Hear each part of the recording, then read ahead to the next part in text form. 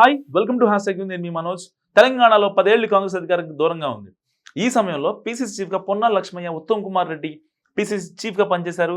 పొన్నాల లక్ష్మయ్య సారథ్యంలో 2019 ఎన్నికలను, ఉత్తమ్ కుమార్ రెడ్డి సారథ్యంలో 2018 ఎన్నికలను ఎదుర్కొన్న కాంగ్రెస్ విజయం సాధించలేదు.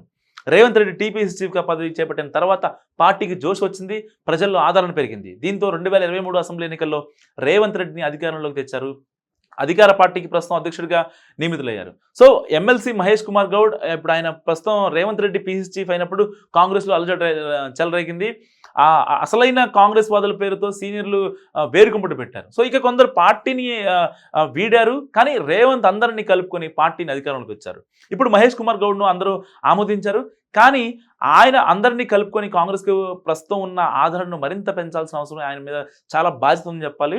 దాంట్లో ఏమాత్రం మొహమాటం లేదు. అయితే కొత్త సారథి ముందు అనేక సవాళ్లు ఉన్నాయని విశ్లేషకులు అభిప్రాయపడుతున్నారు. కాంగ్రెస్ కష్టకాలంలో ఉన్నప్పుడు రేవంత్ రెడ్డి పీసీసీ చీఫ్ అయ్యారు, ఇప్పుడు కష్టాలన్నీ తీరాయి. దీంతో ఆయన తప్పుకున్నారు. ఆ స్థానంలో మహేష్ కుమార్ గౌడ్ నియమితులయ్యారు. ఆయన బాధ్యతలు స్వీకరించడంతో టీ కాంగ్రెస్లో కొత్త శకం ప్రారంభమైంది. ఇప్పటి వరకు పలు సామాజిక వర్గాల నేతలు టీపీసీసీకి పదవి చేపట్టారు. ఫస్ట్ టైం గౌడ సామాజిక వర్గానికి పదవి దక్కింది. సో కాంగ్రెస్ ప్రభుత్వం ఉండగా టీపీసీసీ చీఫ్ కావడం మామూలు విషయం కాదు. ఈ అవకాశం మహేష్ కుమార్ గౌడ్కు దక్కింది. అయితే అదే ఇప్పుడు మళ్ళీ ముళ్ళ కిరీటం కూడా ఒక రకంగా చెప్పాలంటే 10 ఏళ్ళు అధికారం లేకపోవడంతో క్యాడర్ చాలా బలహీనపడింది.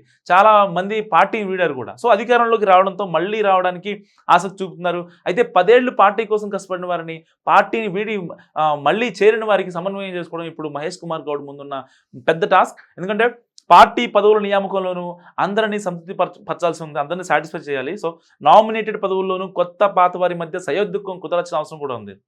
ఇది పీసీసీ కొత్త సారథికి కత్తి మీద సామని చెప్పాలి. ఇక గ్రేటర్ హైదరాబాద్ పరిధిలో పార్టీని బలోపేతం చేయడం మహేష్ కుమార్ గౌడ్కు అతిపెద్ద సవాల్. మొన్నటి అసెంబ్లీ ఎన్నికల్లో జీహెచ్ఎంసీ పరిధిలో ఒక్క సీటు కూడా కాంగ్రెస్ గెలవలేదు. ఇక 2009 తర్వాత గ్రేటర్ పరిధిలో కాంగ్రెస్ బాగా బలహీనపడింది. జీహెచ్ఎంసీకి జరిగిన 2 ఎన్నికల్లో 4వ స్థానానికి పరిమితమైంది. ప్రస్తుతం అధికార పార్టీకి వచ్చే జీహెచ్ఎంసీ ఎన్నికల్లో విజయమే లక్ష్యంగా పనిచేయాలి.